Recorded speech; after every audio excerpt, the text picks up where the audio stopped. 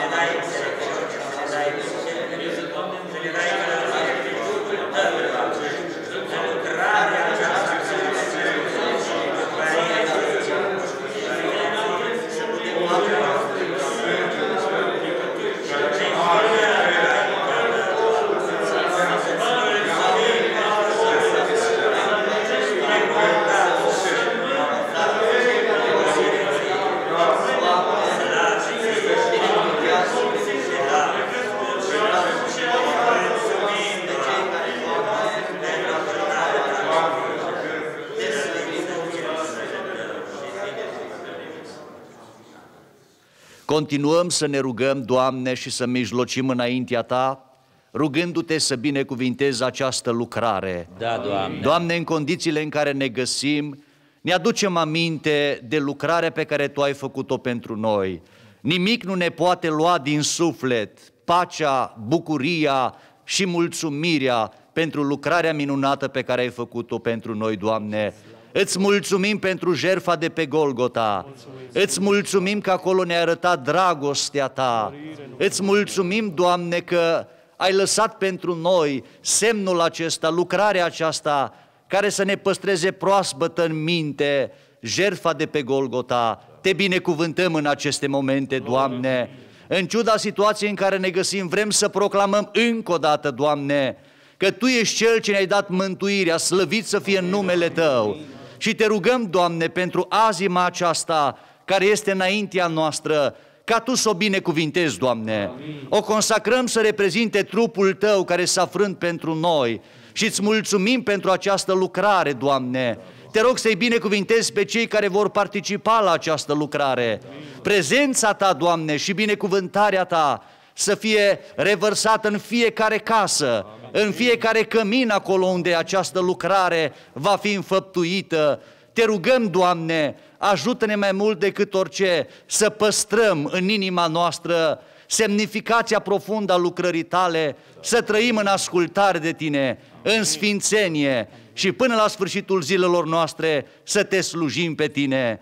Te glorificăm, Doamne, îți mulțumim și Te binecuvântăm pentru mântuirea pe care ne-ai dat-o. Amin. Amin. Îngăduiți să citesc un cuvânt din Sfânta Scriptură, după care apoi fratele Ilie Petcovici continuă rugăciunea în vederea binecuvântării rodului viței. Ucenicii au plecat, au ajuns în cetate și au găsit așa cum le spusese El și au pregătit Paștele. Seara Iisus a venit cu cei 12. Pe când ședeau la masă și mâncau, Iisus a zis: adevărat vă spun că unul dintre voi care mănâncă cu mine mă va vinde. Ei au început să se întristeze și ziceau unul după altul: nu cumva sunt eu, Doamne? Este unul din cei 12, le-a răspuns El, și anume cel ce întinde mâna cu mine în blid. Fiul omului negreșit se duce după cum este scris despre El, dar vai de omul acela prin care este vândut Fiul omului, mai bine ar fi fost pentru el să nu se fi născut. Pe când mâncau, Iisus a luat o pâine și după ce a binecuvântat, a frânt-o și le-a dat zicând: luați, mâncați, acesta este trupul meu. Apoi a luat un pahar și după ce a mulțumit lui Dumnezeu, li l-a dat și au băut toți din el și le-a zis: acesta este sângele meu, sângele legământului celui nou care se varsă pentru mulți. Adevărat vă spun că de acum încolo nu voi mai bea din rodul viței până în ziua când îl voi bea cu voi nou în împărăția lui Dumnezeu. Amin. Amin. Înaintea Ta stăm, Dumnezeu mântuirii noastre, și îți mulțumim pentru lucrarea minunată care ai făcut-o prin Fiul Tău, Iisus Hristos. Da, Doamne, Tată. Îți mulțumim că ai ales din dragoste pentru noi să vii în lumea noastră, să te naști, ca mai apoi să-ți faci lucrarea și să mori pe calvar pentru fiecare dintre noi. Îți mulțumim pentru sângele Tău care a curs pe Golgota, Doamne, ca să spele întreg păcatul omenirii. Îți mulțumesc, Dumnezeu mântuirii mele, Doamne, că într-o vreme ca aceasta, Doamne, Tu ești Cel care îți arăți încă o dată dragostea și bunătatea față de fiecare dintre noi. Da, Doamne. Și chiar și în vremuri ca acestea vitrege, Doamne, Tu ești Cel care ai îngăduit, Doamne, să stăm la masă cu Tine. Chiar dacă este într-un mod aparte, Doamne, dar îți mulțumim pentru lucrarea aceasta, că Tu ești Dumnezeu și ești la cârma tuturor vremurilor, Doamne. Îți mulțumim, Tată din ceruri, pentru că fiecare dintre noi ne-am cercetat, Doamne, și într-adevăr, Dumnezeule, nu suntem vrednici, dar Cel care ne-a învrednicit este Fiul Tău, Iisus Hristos, Doamne. Sângele Lui este Cel care ne-a învrednicit și ne-a sfințit și ne-a curățit. Sângele Lui este Cel care ne-a spălat și ne-a înnoit pe fiecare dintre noi. Îți mulțumim pentru rodul viței, Doamne, care simbolizează sângele Tău. Te rugăm să-L binecuvintezi, să-i dai valoarea sângelui Tău. Te rog să binecuvintezi fiecare frate și soră care se va împărtăși în ziua de astăzi, Doamne, din aceste elemente, te rugăm, Doamne, să reverși binecuvântare, să reverși, Doamne, viață din viața Ta și putere din puterea Ta. Dacă sunt nevoi, Dumnezeu meu, Doamne, și sunt probleme de sănătate, Doamne, Tu poți să dai și vindecare în urma, Dumnezeu meu, Doamne, a împărtășaniei cu trupul și sângele Tău. Îți mulțumim pentru că Tu ai rămas același Dumnezeu din veșnicie în veșnicie, Doamne.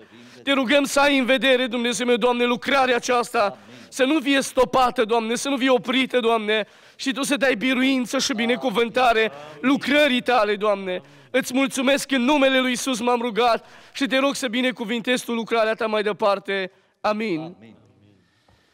Tatăl nostru care ești în ceruri, ne închinăm înaintea Ta cu recunoștință și mulțumire, pentru că ne-ai păstrat viața, sănătatea și ne-ai binecuvântat până în momentele acestea cu ocrotirea Ta.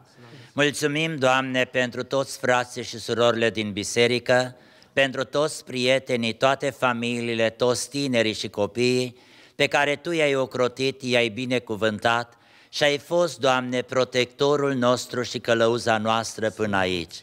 Îți mulțumim, Doamne, și pentru provocările acestea care sunt și care au venit și despre care nu Te-au surprins pe Tine, Doamne, ne-au surprins doar pe noi, pentru că noi suntem limitați și ca de fiecare dată ne vedem nepregătiți, Doamne, pentru situațiile care apar diferit de rutina noastră zilnică. Vin să-ți mulțumesc, Doamne, că Tu dai înțelepciune, dai pricepere prin Duhul Tău ca noi să ne putem adapta, să găsim soluții și Tu ești acela, Doamne, care prin Duhul Tău transmiți înțelepciune și soluții pentru noi, pentru cei pe care îi slujim, ca să putem să le fim aproape, Doamne. Te rog în mod deosebit să ai în vedere frații, echipele de voluntari care se vor deplasa în oraș și vor duce cina în vederea împărtășaniei. Te rog să-i protejezi de tot ceea ce este rău, să-i ferești, Doamne, de orice uneltire a celui rău, să decurgă lucrarea aceasta în pace, în liniște, în discreție totală, Doamne, dar în același timp, Doamne, la vedere înaintea Ta și Duhul Tău, Doamne, să îi însoțească cu înțelepciunea necesară în toate provocările la care vor fi expuși. Mă rog, Doamne, fiecare care va primi cina Domnului, acolo acasă, Doamne, Te rog să-i binecuvintezi, să o primească cu mulțumire, să o primească cu bucurie, să se împărtășească, Doamne. Vei avea de cules lacrimi în burduful Tău, Doamne, din ochii multora, datorită trăirilor speciale pe care le au. Te rog, Doamne, lasă prin Duhul Tău o cercetare deosebită peste surori, peste frați care se simt izolați, care se simt însingurați, Doamne. Cercetează și șoptește-le, Duhule Sfinte, că Tu ești cu ei, că nu sunt uitați înaintea Ta.